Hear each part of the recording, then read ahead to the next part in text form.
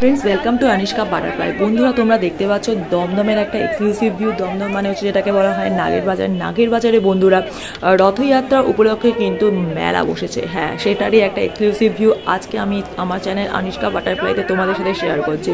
রথযাত্রা উপলক্ষে আজ যেহেতু মানে উল্টো রথ, হ্যাঁ আজকে উল্টো রথ, সেই উল্টো রথ উপলক্ষে কিন্তু এখানে খিচুড়ি বিতরণ হচ্ছিল। আর সেই খিচুড়ি বিতরণে মানে কীরকম ধরনের লাইন পড়েছে, মানে কী ধরনের কিউতে সবাই ভোগের প্রসাদ নেওয়ার জন্য রাশি রাশি করে ভিড় করেছে, সেটারই একটা ভিউ তোমরা দেখতে পাচ্ছ। আর দেখতে পাচ্ছ মেলার একটা এক্সক্লুসিভ ভিউ। এটা কিন্তু প্রত্যেক বছরই কিন্তু দমদমে অনুষ্ঠিত হয়ে থাকে। দমদমে যে ব্রিজ, মানে যেটা ওভারব্রিজ, এই ওভারব্রিজের তলা থেকে মানে মানে কন্টিনিউ এই মানে রথযাত্রাটা মানে যে মেলাটা চলতে থাকে। এখানে প্রচুর পরিমাণে মানে খাবার দাবারের স্টলিং হয়ে থাকে।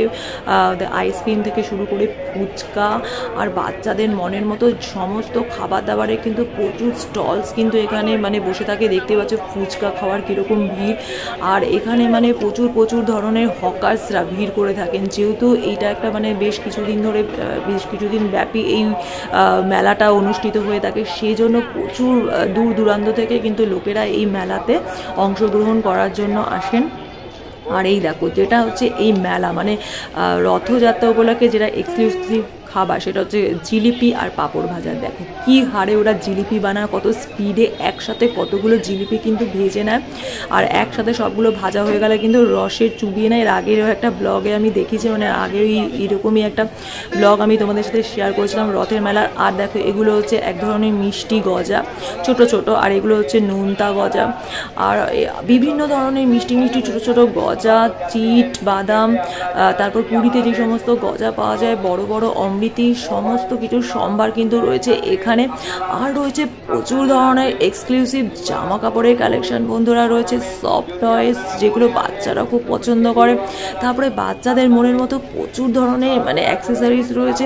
আর কোনো বাচ্চাকে নিয়ে যদি তুমি এই মেলাতে মানে দমদমের এই যে মেলাটা হয় নাগের বাজারে রথযাত্রা উপলক্ষে, মানে তোমাকে কিন্তু মানে শেষ হয়ে আসতে হবে, পকেট পুরো ফাঁকা করে আসতে হবে। আর এটা হচ্ছে পাঁপড় ভাজা। হ্যাঁ বন্ধুরা, রথের কিন্তু একটা মানে অন্যতম একটা বিষয় হচ্ছে সবসময় কিন্তু পাঁপড়গুলো কিন্তু গোটা ভাজা। আমরা যেরকম বাড়িতে ভেঙে ভাজি, দেখো উনি এখানে আরেকজন পাঁপড় ভাজছেন, উনিও কিন্তু গোটা পাঁপড়টাকে কিন্তু ভাজছে। এটা কিন্তু একটা এক্সক্লুসিভ ব্যাপার, এটা একমাত্র রথের মেলাতেই তোমরা দেখতে পারবে। দেখো কত ধরনের জিনিসপত্র নিয়ে সবাই দূর দূরান্ত থেকে মানে হকার্সরা এখানে বিক্রি করতে এসেছেন।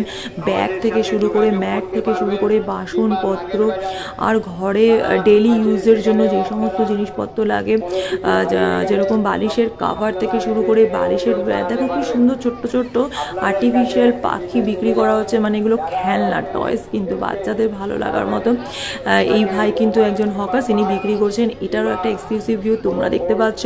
আর দেখো কত শত ম্যাট রয়েছে যেগুলো আমরা পাপোশ বলি।